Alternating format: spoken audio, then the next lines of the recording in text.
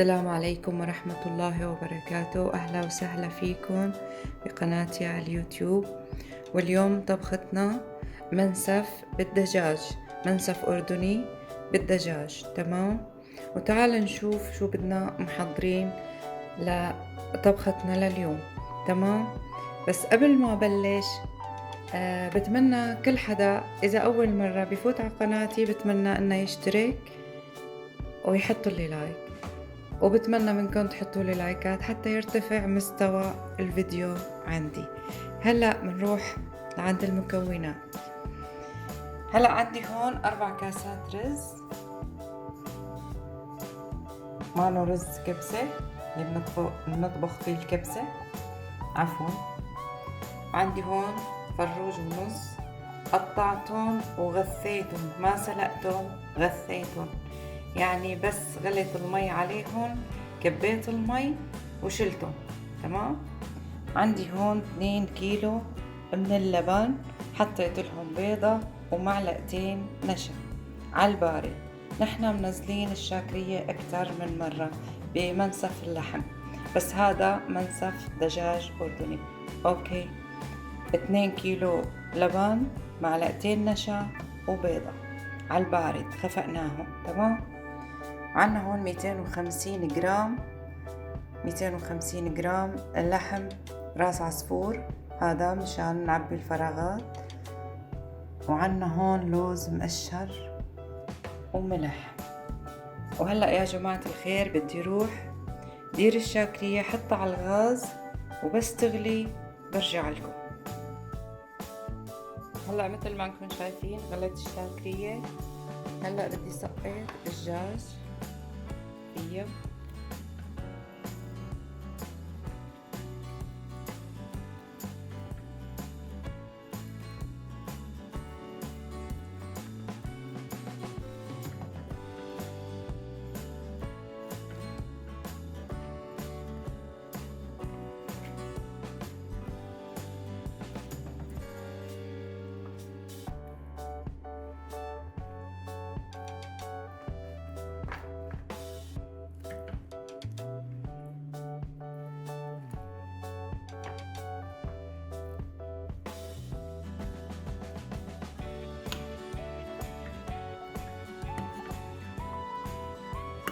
اتركها حتى يستوي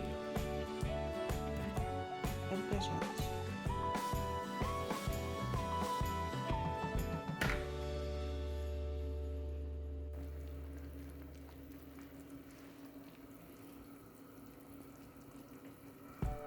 هلأ هيك أنا هون عندي مي عم تغلي، فيها ملح، فيها مكعبين 2 من الماجي، اللهم صل على سيدنا النبي، وفلفل أسود ذرة صغيرة. تمام، يعني ربع معلقة. هاي بدي أطبخ فيها الرز. هاي رز غسلته، كنت نقعته.